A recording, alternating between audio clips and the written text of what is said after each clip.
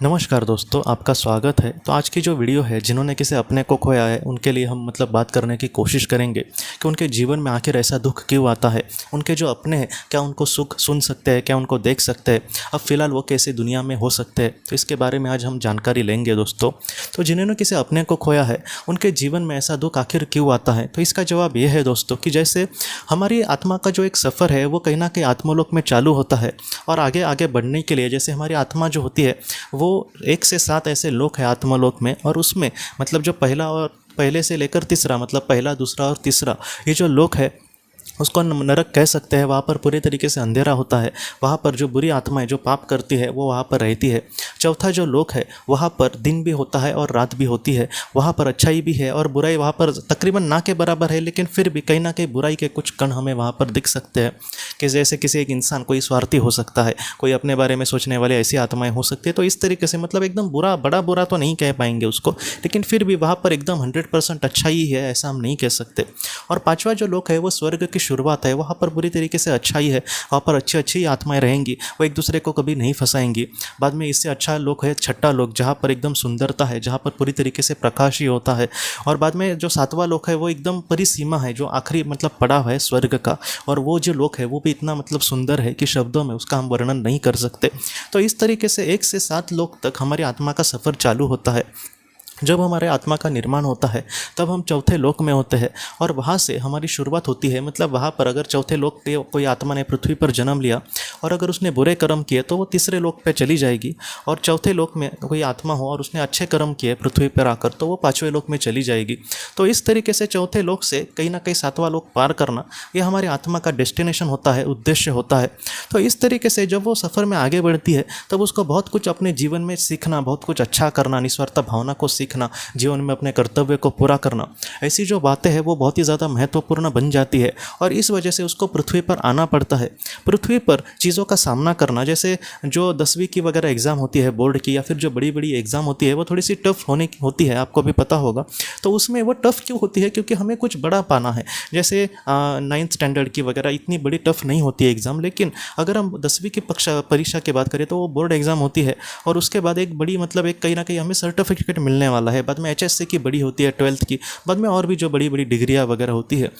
तो ये सारी चीज़ें इसलिए टफ होती है क्योंकि हमें अपनी लाइफ में कुछ एक पड़ाव एक पार करना है। तो इसी तरीके से आत्मा का है, अगर उसको कुछ बड़ा पाना है या फिर उसको अपने आप में विकास करना है तो छोटी छोटी उसकी दुख का नहीं बल्कि एक बड़े दुख का उसको सामना करना पड़ सकता है। तो इसलिए जो आत्मा है वो ऐसे दुख का खुद चयन करती है और इस पृथ्वी पर आती है।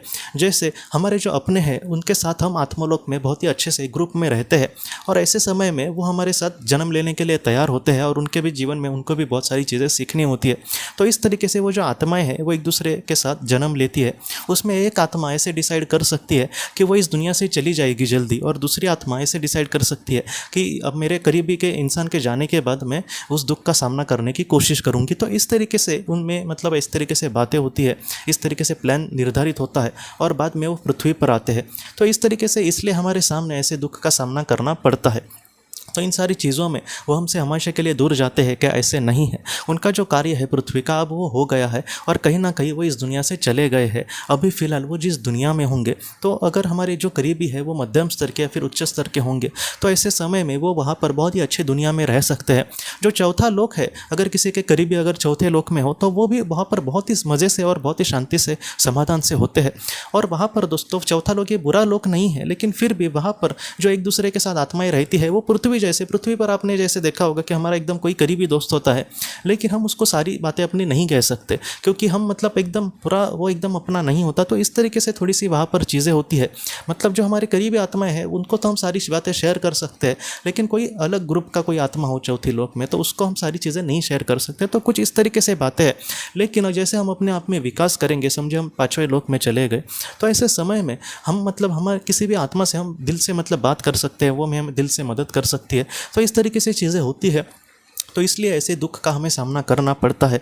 जो हमारे करीबी है, आज वो हमसे दूर अगर चले गए हैं तो क्या वो हमें वो देख सकते हैं, क्या वो हमें सुन सकते हैं? मैं आपको सच कहता हूँ दोस्तों कि हम जो विचार भी कर रहे हैं वो भी उन तक ज़रूर पहुँचता है। और इस तरीके से मतलब कुछ केसेस में मैंने खुद ये सारी बातें देखी है। जो भी हम मतलब दिन भर जो चीज़ें करते हैं, जो भी हम विचार कर रहे हैं उनके लिए, जो भी हम दिल से मतलब उनको याद कर रहे हैं, तो ये सारी जो चीज़ें हैं वो उन तक ज़रूर पहुँचती है। और वो ज़रूर मतलब उनको भी अच्छा लगता है कि हम उनकी याद कर रहे हैं, लेकिन उनको अगर लेकर हम दुखी होंगे तो उनको अच्छा नहीं लगेगा। कि उनको पता होगा कि ये जो रिश्ता है वो इसी जन्म का नहीं है। हमने एक दूसरे के साथ बहुत ही अच्छे से बहुत सारे जन्म जिए हैं, और उस जीवन में ऐसे ही हम बिछड़े, बाद में फिर से मिले, बाद में अभी समझो बिछड़े तो कल हम फिर से मिलेंगे। और जब इस दुनिया से इंसान चला जाएगा तब उसके जो करीबी आत्माएं हैं उसको लेने के लिए आती है, और बाद में वो एक दूसरे के साथ मिलकर उस दुनिया में बहुत ही प्यार से रहती है।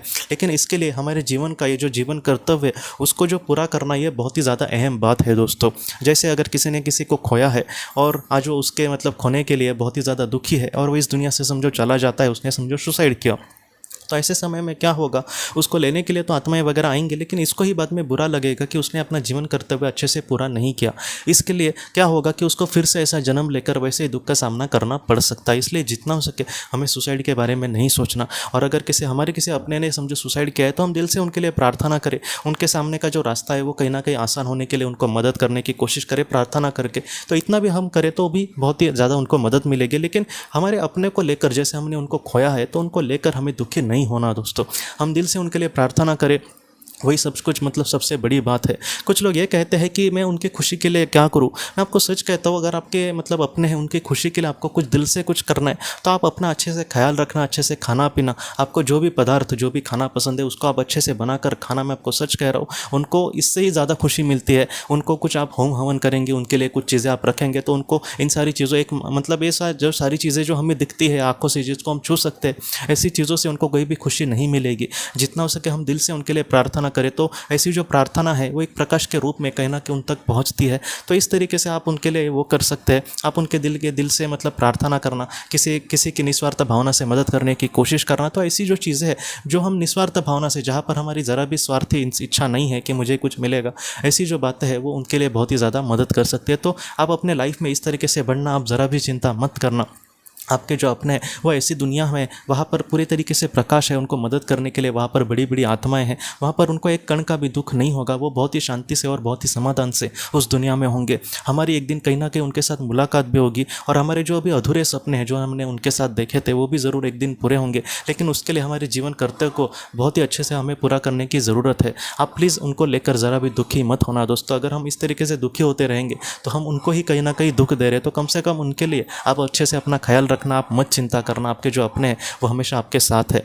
और आखिर में इस वीडियो को ख़त्म होने के बाद में, जिनको अब तक प्रार्थना समझो नहीं मिली है, प्रार्थना आखिर क्या करनी है, तो वो मैं आपको अभी इस वीडियो के आखिर में एक वॉलपेपर पर दिखाने की कोशिश करता हूँ। इस प्रार्थना को चाहे तो आप इसका स्क्रीनशॉट निकालो या फिर अपने पास उसको लिख कर रखना, और हर दिन कहीं ना कहीं सुबह और शाम को सोते वक्त आप इसको बोलने की कोशिश करना। अगर किसी को इतना ज़्यादा वक्त नहीं होगा तो आप रात को मतलब सोते समय एक बार तो ज़रूर बोलना, क्योंकि प्रार्थना कहीं ना कहीं ऐसी बात है जो हमें मतलब उनसे एक कम्युनिकेशन बढ़ा सकती है। तो उसको आप ज़रूर करने की कोशिश करना। आपके जो अपने हैं उन तक वो प्रार्थना ज़रूर पहुँचेगी। टोटल 4 प्रार्थना है।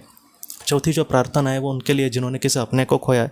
तो इसमें मैं जिन्होंने किसी अपने को खोया है उनकी प्रार्थना लिख कर दे रहा हूँ, लेकिन डिस्क्रिप्शन में आपको चारों प्रार्थनाएं मिल जाए तो चारों प्रार्थना आप करेंगे तो सच में अच्छा है। नहीं तो आप वो चौथी करेंगे जिन्होंने किसी अपने को खोया है, वो भी करेंगे तो भी चलेगा, लेकिन आप दिल से सच में करना दोस्तों, और रेगुलरली करना। जैसे रोज़ का एक मतलब हमारा एक भाग ही बनने जीवन का, इस तरीके से आप करना। वो प्रार्थना आपके अपनों तक ज़रूर पहुँचेगी दोस्तों। तो आप प्लीज़ मत चिंता करना, आपके जो अपने हैं वो हमेशा आपके साथ है। उनके मन में मतलब आपके मन में जो भी उनके लिए प्यार है वो कभी भी कम नहीं होगा, और उनकी जो आशीर्वाद है वो भी कभी भी आपके लिए कम नहीं होगा दोस्तों। आपके जो अपने हैं वो उस दुनिया में बहुत ही खुशी से होंगे। बस आप अपने जीवन में आगे बढ़ना, आपके और उनके एक दिन ज़रूर मुलाकात होगी। जो आपके अपने हैं वो हमेशा आपके साथ है, आप ज़रा भी चिंता ना करें दोस्तों। तो दोस्तों हम अपने अगले वीडियो में मिलते हैं। आप अपने परिवार का ख्याल रखना। आपका बहुत बहुत धन्यवाद।